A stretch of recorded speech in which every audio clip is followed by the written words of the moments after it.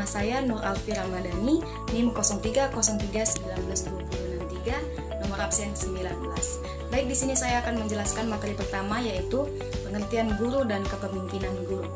Dalam bahasa Indonesia, guru umumnya merujuk pendidik profesional dengan tugas utama mendidik, mengajar, membimbing, mengarahkan, melatih, menilai, dan mengevaluasi peserta didik.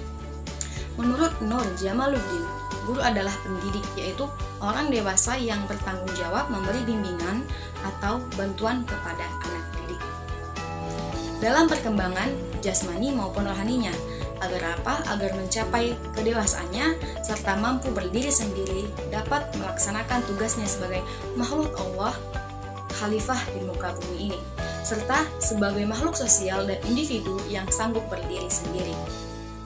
Kepemimpinan guru pada dasarnya merupakan suatu proses untuk mempengaruhi orang lain yang di dalamnya berisi serangkaian tindakan atau perilaku tertentu terhadap individu yang dipengaruhinya. Nah, untuk kepemimpinan guru tidak hanya sebatas pada peran guru dalam konteks kelas pada saat berinteraksi dengan siswanya saja, tetapi menjangkau pula peran guru dalam berinteraksi dengan kepala sekolah dan rekan sejawat. Dengan ini harus mengacu pada tujuan akhir yang sama, yaitu pendidikan, terjadinya peningkatan proses dari hasil belajar siswa. Di dalam Al-Quran sendiri, guru memiliki kedudukan yang istimewa yang digolongkan sebagai orang yang beruntung baik di dunia maupun di akhirat. Salah satu ayat yang menerangkan tentang keutamaan menjadi seorang guru adalah Quran Surah Al-Mujadilah ayat 11. Allah Subhanahu wa Ta'ala berfirman, A'udzubillahi minasyaitonirrajim, Bismillahirrahmanirrahim. Ya ayyuhalladzina amanu idza qila lakum tafassahu fil majalisi fafsahu yafsahillahu lakum wa idza qila anshuzu fanshuzu yarfa'illahu alladzina amanu minkum walladzina utul ilma darajat wallahu bima ta'maluna khabir, yang artinya, wahai orang-orang yang beriman, apabila dikatakan kepadamu berilah kelapangan di dalam majelis-majelis, maka lapangkanlah, niscaya Allah akan memberi kelapangan untukmu. Dan apabila dikatakan berdirilah kamu, maka berdirilah, niscaya Allah akan mengangkat derajat orang-orang yang beriman di antaramu dan orang-orang yang berilmu beberapa derajat. Dan Allah Maha mengetahui terhadap apa yang kamu kerjakan. Quran Surah Mujadilah ayat 11. Nah, derajat yang dimaksud di sini adalah menurut Ibnu Abbas bahwa orang-orang yang berilmu memiliki kedudukan 7 derajat di atas orang-orang mukmin. Guru adalah pendidik yang menjadi tokoh, panutan, dan identifikasi bagi para peserta didik. Oleh karena itu, yang mencakup tanggung jawab di bawah mandiri dan disiplin. Berkaitan dengan tanggung jawab, guru harus mengetahui serta memahami nilai norma moral dan sosial, serta berusaha berperilaku dan berbuat sesuai dengan nilai dan norma tersebut. Guru juga harus bertanggung jawab terhadap tindakannya dalam pembelajaran di sekolah. Dan dalam kehidupan bermasyarakat, seorang guru mempunyai implikasi terhadap peran dan fungsi yang menjadi tanggung jawabnya.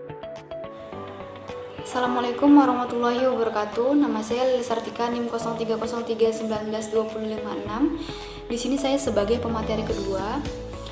Baiklah, langsung saja saya akan menjelaskan dimensi pengembangan kepemimpinan guru. Kepemimpinan guru memfokuskan pada 3 dimensi pengembangan, yaitu yang pertama ada pengembangan individu, kemudian yang kedua ada pengembangan tim, kemudian yang ketiga ada pengembangan organisasi. Yang pertama, dimensi pengembangan individu merupakan dimensi utama yang berkaitan dengan peran dan tugas guru dalam memanfaatkan waktu di kelas bersama siswa. Di sini, guru dituntut untuk menunjukkan keterampilan kepemimpinannya dalam membantu siswa agar dapat mengembangkan setiap potensi yang dimilikinya, sejalan dengan tahapan dan tugas-tugas perkembangannya. Kemudian yang kedua ada dimensi pengembangan tim. Dimensi pengembangan tim menunjukkan pada upaya kolaboratif untuk membantu rekan sejawat dalam mengeksplorasi dan mencoba gagasan-gagasan hari dalam rangka meningkatkan mutu pembelajaran melalui kegiatan monitoring, coaching, pengamatan, diskusi, dan pemberian umpan balik yang konstruktif. Kemudian yang ketiga ada dimensi organisasi. Dimensi organisasi menunjuk pada peran guru untuk mendukung kebijakan dan program pendidikan di sekolah atau dinas pendidikan, mendukung kepemimpinan kepala sekolah atau administrative leadership dalam melakukan reformasi pendidikan di sekolah serta bagian dari peran serta guru dalam upaya mempertahankan keberlanjutan sekolah. Kemudian masuk di bagian fungsi dan peran guru. Seorang guru mempunyai implikasi terhadap peran dan fungsi yang menjadi tanggung jawabnya. Guru memiliki satu kesatuan peran dan fungsi yang tidak terpisahkan antara kemampuan mendidik, membimbing, mengajar, dan melatih. Keempat kemampuan tersebut merupakan kemampuan integratif antara yang satu dengan yang lain, tidak dapat dipisahkan. Selanjutnya, fungsi instruksional. Sepanjang sejarah keguruan, tugas atau fungsi guru yang tradisional adalah mengajarkan atau to teach, yaitu menyampaikan keterangan-keterangan dan fakta-fakta kepada murid, memberikan tugas-tugas kepada mereka, mengkoreksi atau memeriksanya. Sebagai pengajar atau instruksional, yaitu berfungsi merencanakan program pengajaran dan melaksanakan program yang telah disusun, dan penilaian setelah program itu dilaksanakan. Guru diharapkan memiliki pengetahuan yang luas tentang disiplin ilmu yang harus diampu untuk mentransfer kepada siswa. Nah, yang kedua ada fungsi edukasional. Fungsi guru sesungguhnya bukan hanyalah mengajar, akan tetapi juga harus mendidik atau to educate. Fungsi edukasional ini merupakan fungsi sentral guru. Dalam fungsi ini, setiap guru harus berusaha mendidik murid-muridnya menjadi manusia dewasa. Sebagai seorang pendidik atau edukator, guru berfungsi mengarahkan peserta didik pada tingkat kedewasaan yang berkepribadian insan kamil, sering dengan tujuan Allah menciptakan manusia. Guru lebih banyak menjadi sosok panutan yang memiliki nilai moral dan agama yang patut ditiru dan diteladani oleh siswa. Saya Putri Purnamasari NIM 0303193196 akan melanjutkan materi mengenai fungsi manajerial.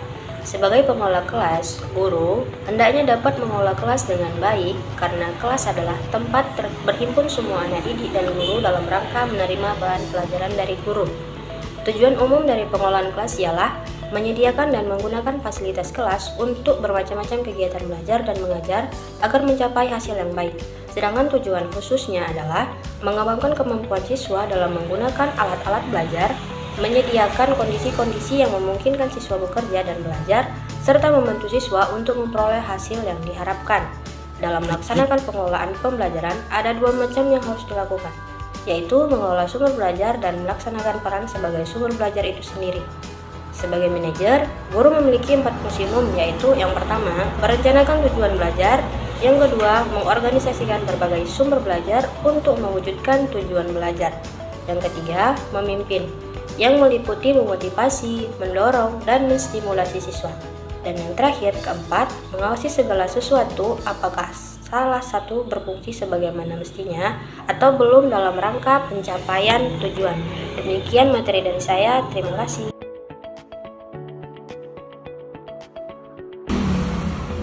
Baiklah, saya akan melanjutkan materi tentang gaya kepemimpinan guru.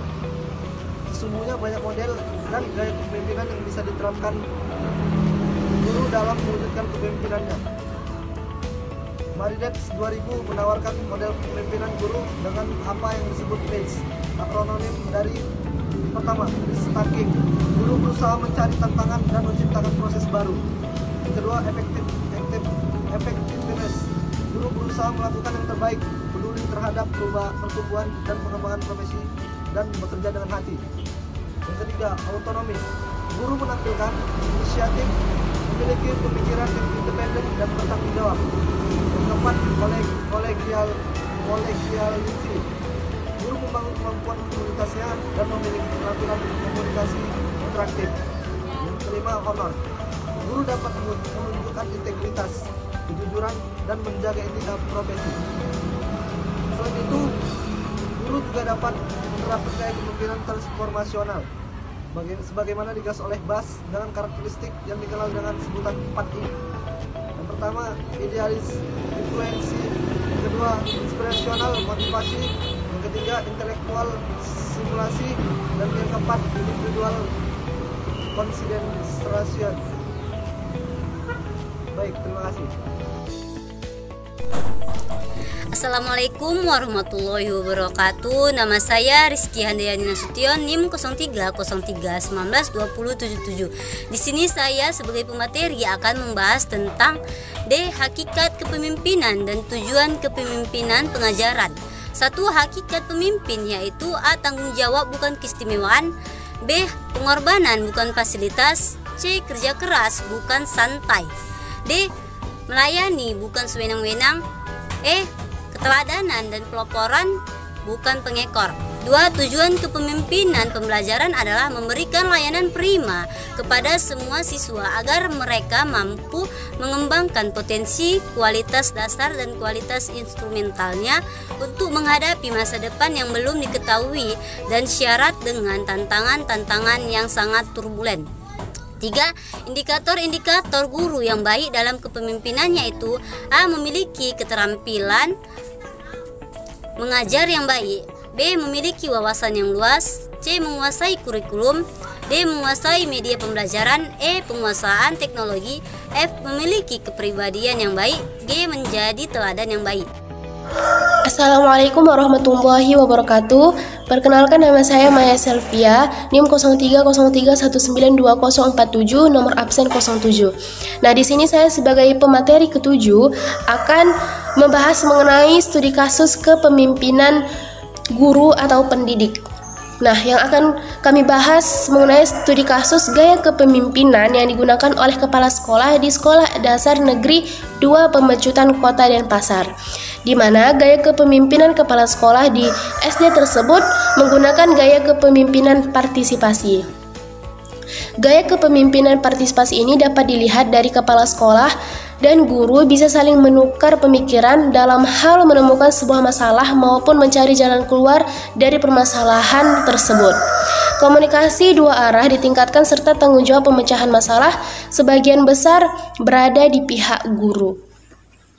Dalam kegiatan sehari-hari di sekolah, kepala sekolah selalu mengadakan rapat serta bermusyawarah dengan para guru di setiap awal bulan. Kepala sekolah mengadakan diskusi dengan para guru dalam membuat sebuah keputusan yang nantinya suara terbanyak yang akan dipilih setiap sebulan sekali. Hal ini sesuai dengan teori gaya kepemimpinan dari Hershey dan Blanchard dalam Toha pada tahun 2013 halaman 49, bahwa gaya kepemimpinan partisipasi merupakan cara-cara yang dipergunakan oleh seorang pemimpin untuk mencoba mempengaruhi orang. Nah, gaya kepemimpinan ini dicirikan dengan pemimpin dan pengikut sama-sama duduk dalam pemecahan ataupun pembuatan keputusan serta adanya pengawasan yang lebih baik. Berdasarkan teori tersebut, penulis menyimpulkan bahwa kepala sekolah dalam memimpin sekolah memerlukan sebuah gaya kepemimpinan agar apa-apa yang telah direncanakan sesuai dengan yang telah ditentukan. Nah, selanjutnya adalah kinerja guru Sekolah Dasar Negeri 2 Pemecutan Kota Denpasar.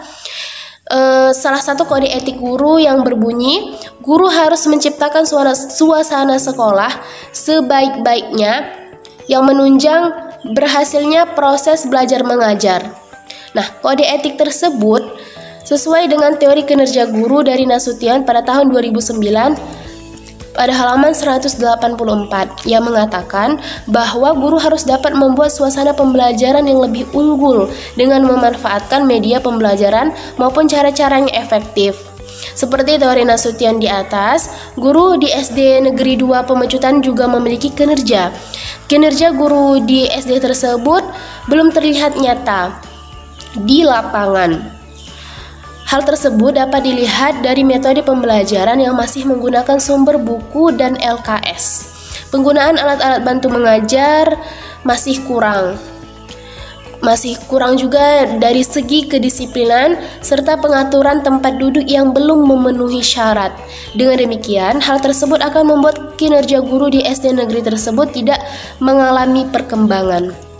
Nah, kesimpulan dari kedua kasus tersebut adalah yang pertama, gaya kepemimpinan kepala sekolah dalam meningkatkan kinerja guru pada sekolah dasar negeri 2 Pemecutan menggunakan gaya kepemimpinan partisipasi yang ditujukan dengan adanya komunikasi timbal balik antara pemimpin dengan bawahan. Nah, kesimpulan yang kedua adalah rencana pembelajaran. Masih banyaknya guru yang mengajar di kelas tidak berpedoman kepada RPP yang dibuat dan cara mengajar masih dengan ceramah dari guru. Pelaksanaan pembelajaran di SD Negeri 2 Pemecutan tidak pernah menggunakan media pembelajaran yang sudah disediakan untuk strategi pembelajaran agar lebih menarik. Nah, evaluasi atau penilaian pembelajaran diambil dari hasil ulangan umum saja. Tetapi penilaian belajar sebenarnya bisa dilakukan dengan berbagai macam teknik penilaian yang dapat dilakukan dengan saling melengkapi. Namun, para guru hanya menggunakan teknik menilai dan menjawab pada ulangan umum. Hubungan antar pribadi guru belum dapat mengembangkan suasana belajar yang menyenangkan. Nah, yang ketiga, gaya kepemimpinan yang relevan digunakan oleh kepala sekolah di SD Negeri 2 Pemecutan dalam meningkatkan kinerja guru adalah gaya kepemimpinan partisipasif yang ditambah dengan pengawasan yang lebih baik oleh kepala sekolah terhadap kinerja guru.